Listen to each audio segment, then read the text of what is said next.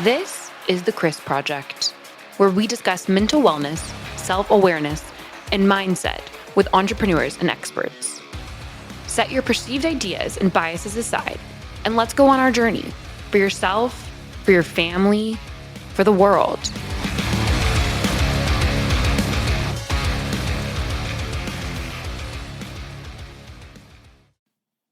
Welcome to another episode of The Chris Project. I am your host, Christian Brim. Joining me today, Ed Howard of Kokoro Business Success. Ed, welcome to the show. Thanks very much, Christian. Thanks for having me. Do you prefer Christian or Chris? Or Yes. No, Chris actually was my client's name. We were talking about that beforehand, who inspired the program. And you're not the first person to make that mistake. I'll answer, as they say here in Oklahoma, I'll answer to anything as long as you're calling me for dinner. So, right. Yes. Okay. So all right. we were talking in the green room that you're in Singapore via Manchester and Liverpool. Give us the origin story. How did you end up in Singapore? The quick version is we moved here 10 years ago. I was working in London at the time. I'd spent 5 years in Japan straight after university and fallen in love with Japan and Japanese culture. And had always been angling for a move back to Asia, just because I enjoyed it so much. And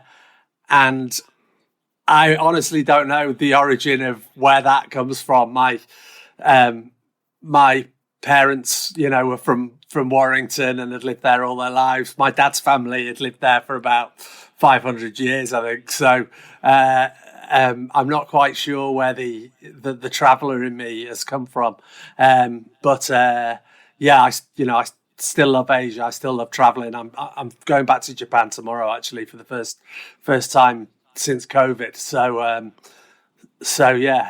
I think it's just having a curious mind and when you enjoy something, you just keep doing it, right? Yes, Japan is 100% on my bucket list. I can't decide if I want to go to South America or Japan next, but Japan is definitely on the top 2 or 3. So work brought you to Singapore is the short answer, yeah?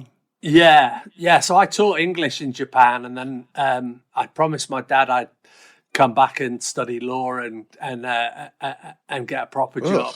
Well, such is the sins of the father and all that. Was he a barrister? No, he hadn't done that and kind of regretted it, and I think he'd imbued in me that it was a good career to follow. But having studied it, I ended up not going that route, and by complete chance ended up working in banking for Lehman Brothers first in London. Before I have to say I wasn't responsible, but before all that happened, and then I think I'd been there I'd been in various banks in London.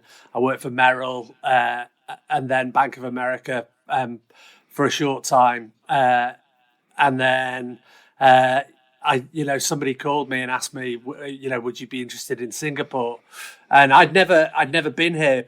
I was married by that point, but I'd never been. I've been to most other countries in Asia, and we just took a punt on it, really. And we said, we'll do 2 or 3 years and then we'll go back. And then here we are 10 years later. So just goes to show all that goal setting, you've got to take it with a pinch of salt. Yes, I think there is something in the Proverbs of about man making plans and God laughing, something to that effect. Okay, so banking, not involved in the 2008 meltdown, to clarify. What is Kokoro? So while I was in Japan, I moved to the countryside after a couple of years in Tokyo, and the first person I was introduced to was a Zen abbot of a large temple, and obviously that's not something you get much in the northwest of England, and so I was naturally curious. But he and I just seemed to hit it off, even though I didn't speak a lot of Japanese at that point, and he still doesn't speak any English. But his daughters had left home for university, and I think he was looking for a drinking buddy as much as anything else. So, he and I became great friends, and that kind of sparked my interest. I think I'd read Zen and the Art of Motorcycle Maintenance when I first moved to Tokyo, and maybe a couple of other bits and pieces. But it all kind of came together the summer before I left Japan, where I went and did a 4-day retreat at a monastery called Eiheiji, which is not far from Kyoto. And it's the oldest, or one of the oldest monasteries in Japan. I think it's over 1,000 years old. And they gave me the full works for 4 days. So up at 3:30, hours and hours of seated meditation a day. Pretty much every aspect of what you do has been ritualized so that, your mind kind of maintains this calm focus for the whole time that you're there. Plus your calories are about half what you usually eat. So, and most of those temples are pretty dark. So all kinds of sensory deprivation. And it just had a really profound effect on me, because when I stepped out into the sun after 4 days, everything felt the same, but everything was different as well. Everything was clearer. I was calmer.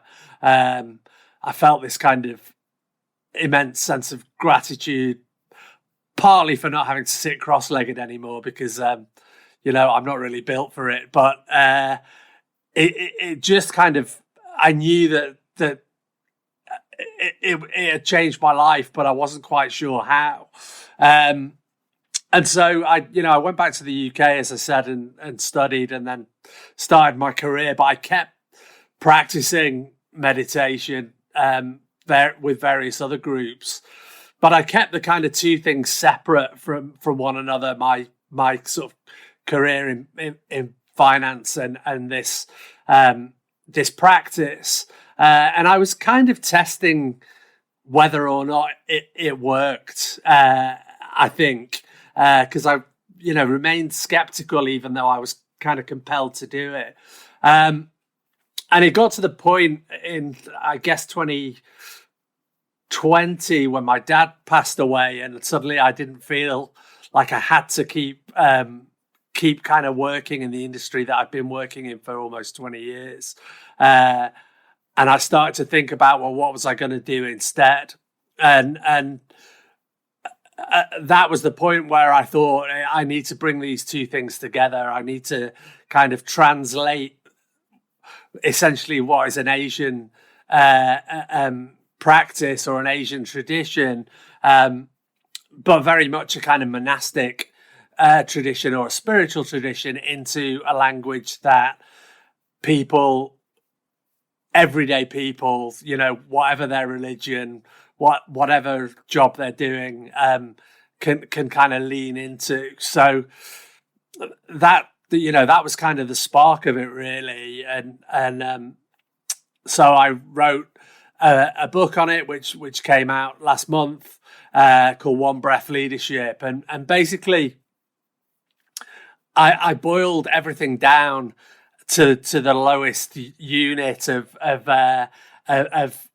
practice, which for me is just one breath in and out, and then inserted it into a person's regular life. Whether they're working in a bank or a consultancy, or they might be working in a lawyer's office, or even in in the medical profession or whatever.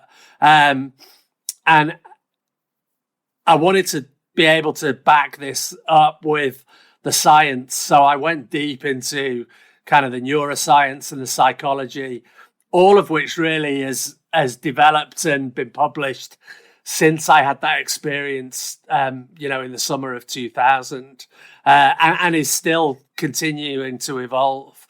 And so what I wanted to do was package essentially 30 years of stumbling about, making mistakes, into something that was, 100 pages long, that people could, read in 2 or 3 hours on a commute and hopefully take something away from.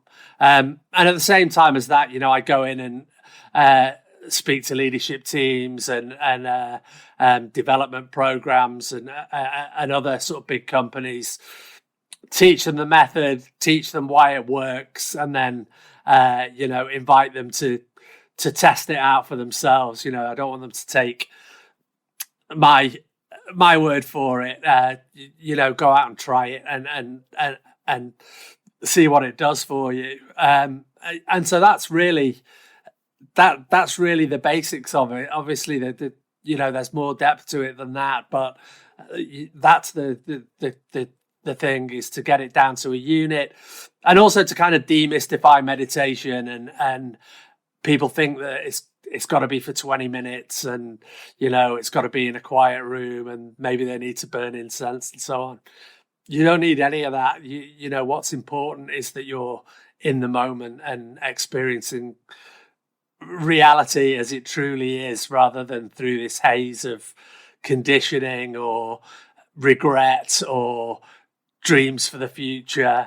And all of those things, have their place. But when you're really in the moment, you become a better listener and a better decision maker, and a calmer, less reactive person. So yeah, that's kind of it in a 5-minute explanation.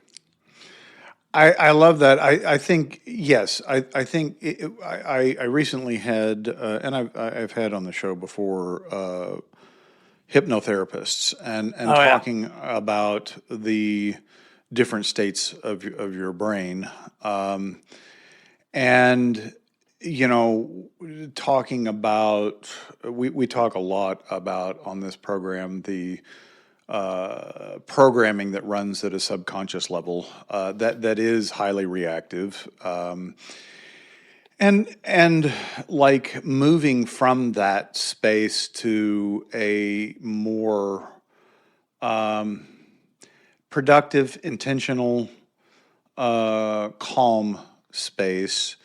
Because when you're a leader and you're making decisions, it's not always calm waters, right? Like there are crises, there are emotions of yours and others, and like being able to manage that in a productive way, I think is a critical skill to develop. Whether it's meditation or hypnosis or really understanding what programming you're running from, running on. Like the beliefs and the behaviors that are just automatic.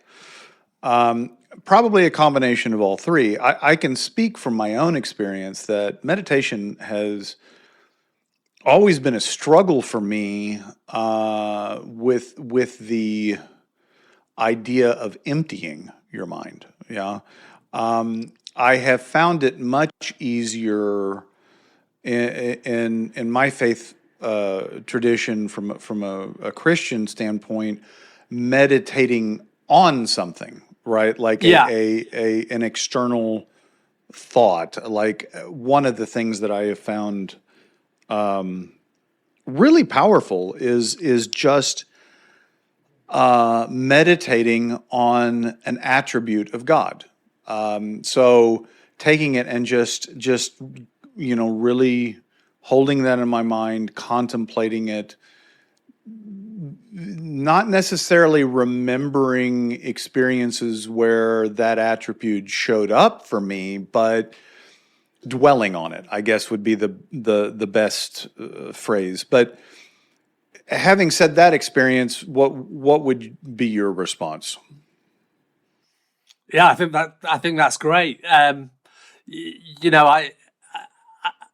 All the major traditions have some form of meditative practice, and how I define that is, and I define it in the book, is I use these things I call the three keys, which are mind, breath, and awareness. Now, breath, I grew up in a kind of Christian tradition as well, and I don't think the breath was particularly emphasized during prayer or No.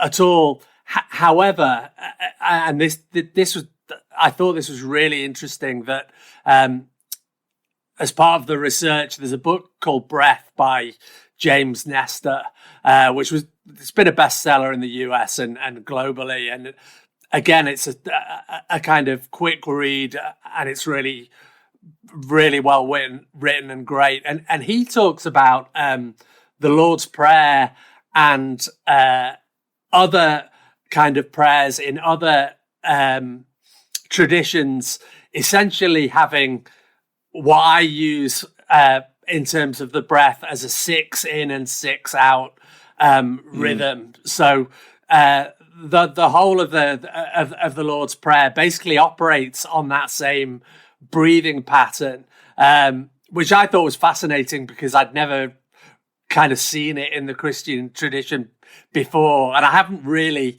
explored it any further, but I wouldn't be surprised if, for example, some of the Psalms are written in that meter as well, because when you get that kind of rhythmic or standardized breathing pattern along with what you're focusing on, so whether it's the mind of God or it's compassion or it's kindness, or and you're able to hold your attention on it, which takes time to build like a muscle. But when you have those three things, essentially you're meditating, whatever tradition you've come from. Yeah, I was first introduced to breath work in the context of exercise, actually, and it was the intentionality of breathing in through the nose, the box breath, and I think this came from some special forces training, but like breathing in through your nose, holding it, exhaling it, and then not breathing. So like that pattern resets your nervous system. That's right. And resets your heart, so that like if you're in a stressful situation or if you're like exerting yourself, it allows you to reset and I'd be curious the brainwave functionality, like how that breath changes. That's your whether you're in alpha, beta, whatever. Yeah, it's the SEALs, actually. I mentioned it in the book, and the box breathing is, I think, in for 4, hold for 4, out for 4, hold for 4. So it's that, that's where you get the box from. The one that I recommend is in for 6 and out for 6, or if you're a bit smaller, 5 and 5, or if you're short of breath, 4 and 4. In through the nose and then out again through the nose. And so there's, the Indian traditions and like yoga and the martial arts traditions, whether they're Chinese or Japanese or Korean or whatever, they all have these different sort of patterns that you can use depending on not necessarily what you want to get out of it, but knowing the state that it will put you in, and right. What you said about the SEALs was exactly right. The China, I think it's the Taoists, have got one called the breath of mental power or something, which is I can't remember. I think it's like 5 in for 5, out for 7, hold for 8 or something. I'd have to look it up. But that immediately makes you feel a lot sharper. It kind of wakes you up if you're tired, or if you're about to you need to concentrate on something, but you're feeling fuzzy or over caffeinated. So there's lots of different methods, and I've always found it really interesting, and people can play with them. So when you, in your book and your practice and your teaching of breathing or meditation, is it an emptying of the mind? Because again, I find that very challenging. Like, thinking about nothing is damn near impossible for any length of time. Yeah. So I think that's one of the big misconceptions of meditation, is that it's about emptying your mind, because the first time you try it, you'd be very lucky if you managed to empty it. And that's one of the reasons that I wanted to reduce it down to just one breath. And part of the reason that I'd done that is, most people, when they begin meditation, maybe don't have the practice of having held their attention on something for a period of time. And the reason that we do it, and in the one breath method, I ask people to focus on their breath. So whether they imagine it as like a little cloud of smoke going in through the nose and then down all the way to the lower belly for 6, and then back out, or some people imagine like a golden liquid, or you could just kind of follow it down your body in your mind. But what that's actually doing is giving the mind that is going, I need to send that email, I'm hungry, I had that row with my wife this morning, my kid's driving me mad at the minute. It gives it something to do other than think about that stuff. And that, talking about the brain waves, that shifts the way that your brain, the way that your brain waves are happening. And over time, as you get used to doing it more and more, that deepens, and you get theta waves coming, which are much deeper states. But for somebody that's working, in an office or on a trading floor, or somewhere crazy, that those theta states, you're not going to be able to sit for probably more than a couple of minutes unless you're on the toilet. So to be able to break that circuit with just one breath, it's essentially giving you that respite from, we call it the ordinary mind, or the discerning mind, which is the one that's always got that conversation going on. And that mind's really important, that helps you cross the road, and it helps you drive, and it helps you choose what to have for dinner. It's vital, but it's also the one, when we're stressed, that tends to loop, scenarios over and over. And that's what causes, further down anxiety. And then if you keep at it for long enough, depression and burnout and so on. And so it's just introducing this idea of there is a way to kind of interrupt that. You're not necessarily making it quiet, because that comes over time, but to just do it for one breath at a time, or for a couple of breaths when you sit down in your car and put the key in or those are going now, it's buttons, but or you're turning a door handle, or you're punching the button on the elevator to go up to your office. You could just take that one breath there and interrupt that loop. And then that stacks over time, and begins to have the same effects as, long-term meditators get when they're, they've wrestled with themselves for a period of time. Yeah, I mean, it's a similar concept, although different, where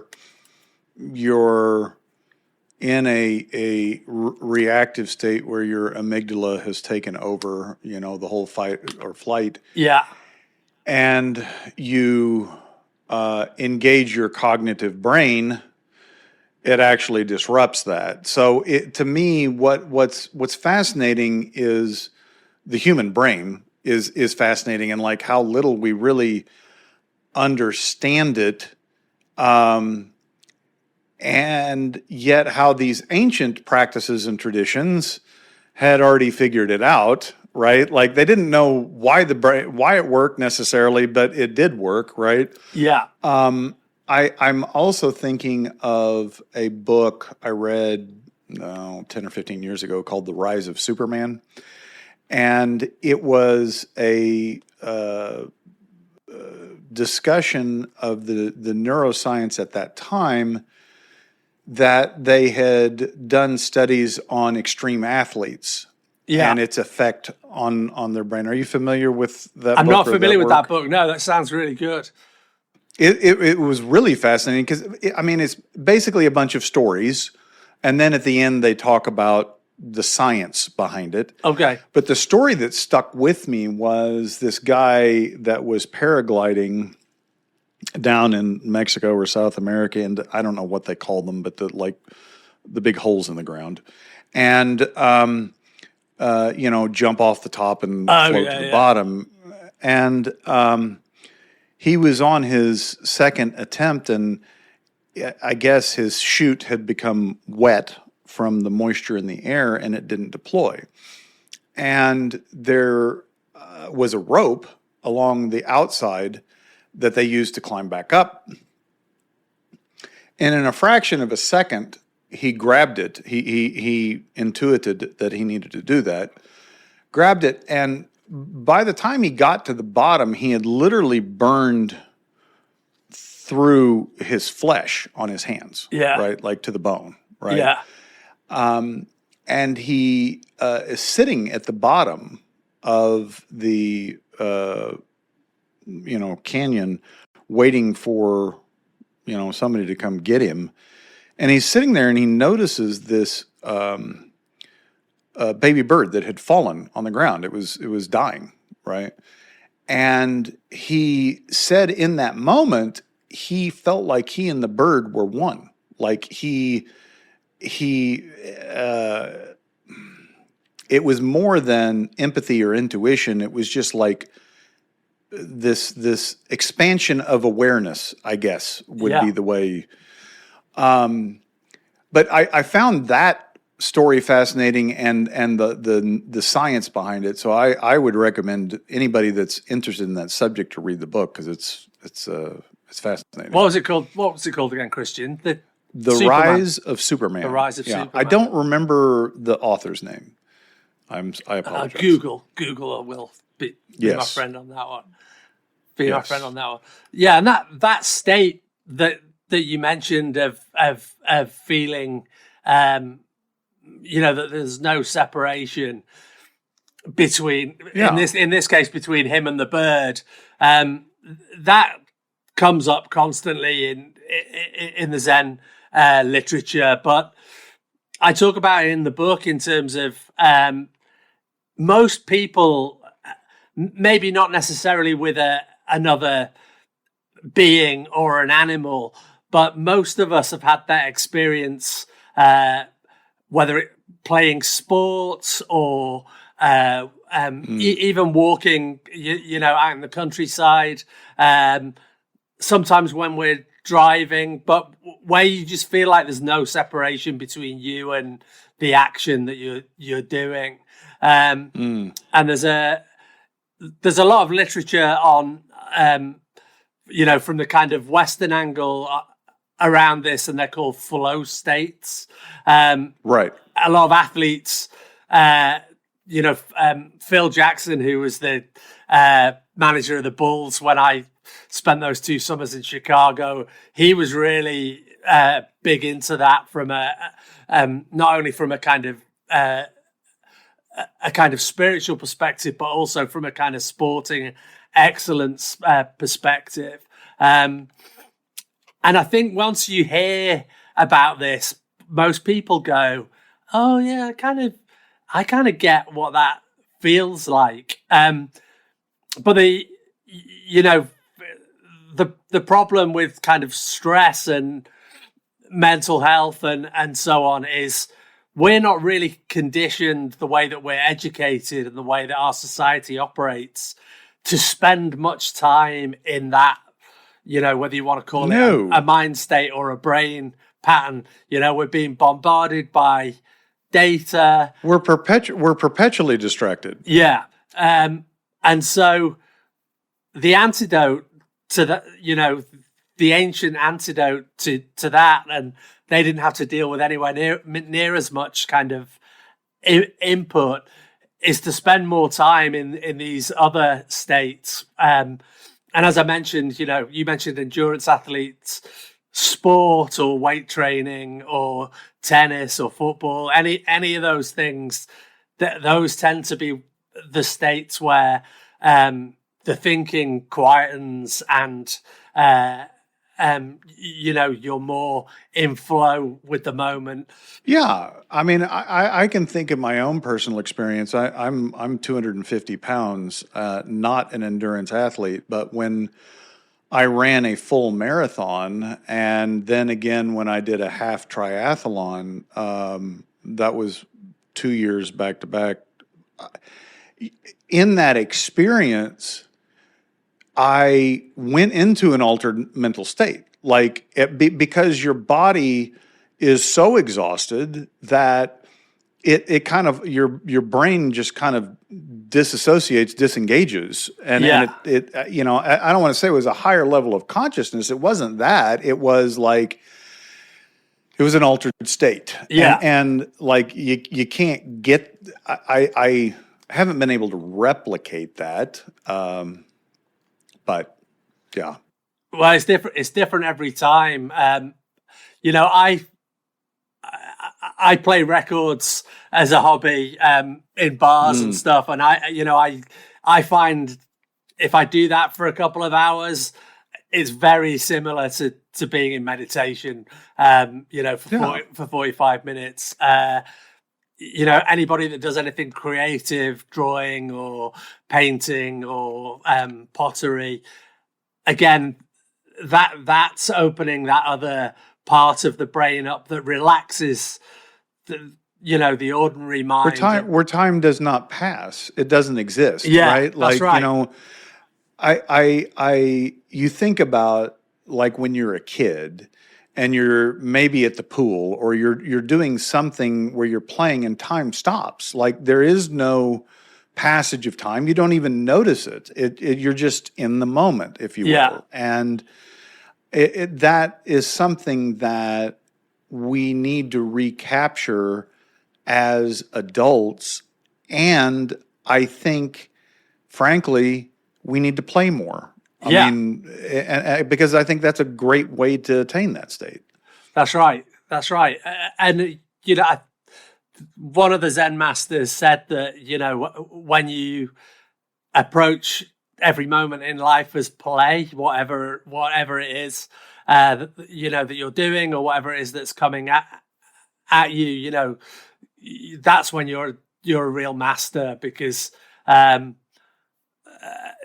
you're there, as you say, in that moment where there's no time and space. The Adavitas in India, called that the non-dual mind, 10,000 years BC. So they were onto it very, very early. But we've forgotten it, or mainstream kind of society or education, maybe doesn't emphasize how important that is as a human being to spend time in that state. And so if you can start with, a breath or 2 or 3 breaths a day, and then, build it up slowly and maybe spend a little bit more time doing the things that you love that make you feel that way, it's going to have an incredibly kind of positive effect on your life. And, from my perspective, or rather from the business I do in people's work lives as well. So that's what it's all about, really. Yeah. And I don't know that play is the best word to use, because it comes with baggage, and as adults, it's like, well, that's what kids do, and that's kind of irresponsible to just play. I would say the way I would define that is like, you don't know what's going to happen. You have no expectation or intent of something happening. And it could be playing music. It could be spending time with friends. It could be anything. It could be a walk in nature. Like it's not playing in the traditional sense that you're going to go on the swing set. Or tag. God, I don't want to play tag. I'm too old. And fat. Yeah, me too. Swings sound right? good, though. But yeah, swings are I can do. But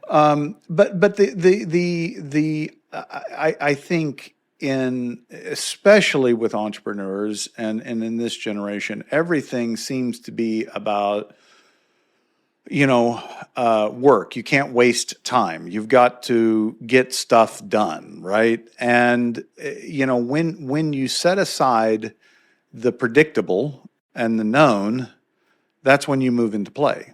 Yeah, and the youngsters and the entrepreneurs, they're famous for burning out, and it's because there's all that pressure on them to,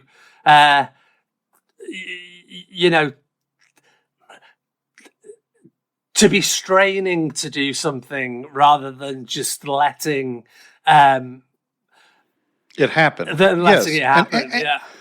Yeah, and the reality is, I've come to this conclusion in my 56 years of wisdom that most of the things that we are intent and so focused on and struggling with are beyond our control, right? And we have this tendency as humans to worry about things which we have no control over, while at the same time ignoring the things that we do have control over. Yeah, exactly. Yeah, exactly. And when you're living in that mindset, you're missing the opportunity for good stuff and the simple things. I guess if you're 56, was Bruce Lee big when you were growing up in the 70s? He's got that. Well, absolutely. I actually studied Jeet Kune Do with one of his second generation teachers. Yes. So that's what he's the finger pointing at the moon. That's what he was talking about in the movie. Which teacher was it? I know a little bit about Jeet Kune Do. So my Sifu was Jerry Poteet. Okay. Who was with Bruce in his studio in L.A. Okay. My Sifu's name was Ledlow. Was his last name. Okay. But that was some wild shit. I'll tell you what. I'll tell you a real quick story. So I studied with Sifu for about 2 years until he moved, and never heard of Jeet Kune Do. I did not. I mean, I knew who Bruce Lee was, but I didn't know that was the martial art that he had developed. But one weekend he had a workshop, so it was an all-day workshop, and I was standing next to him, and he we were abreast of each other, and he was using me as a demonstration, and he just reached out and tapped my chest with his back fist, and it wasn't like very hard at all. Yeah. But he was demonstrating something, and when he popped my chest, my whole body just resonated. And I looked at him and I'm like, what the fuck was that? And he just kind of grinned at me and he goes, that's for later. Right, and I'm like, okay, yeah. Right? Yeah. Yeah, but that all goes back to the whole mind, body, spirit thing. That like they're not separate. We think of them as separate, but they're not. That's right. That's right. Yeah, exactly. Oh, that's cool. I bet you didn't think you'd be getting onto cheat code. No, I was like, yeah, I was like, what was that? And he just kind of grinned at me. Ed, how do people find your book and learn more about Kuroko? Sure. It's on Amazon. It's called One Breath Leadership. I'm also at onebreathleadership.com on the interweb. Don't spend too long on there, but by all means, drop me a message. And then I'm on LinkedIn for all the business stuff as well. It's Edward Howard on LinkedIn. Perfect. Listeners, we'll have those links in the show notes. If you like what you've heard, please rate the podcast, share the podcast, subscribe to the podcast. And until next time, remember, you are not alone.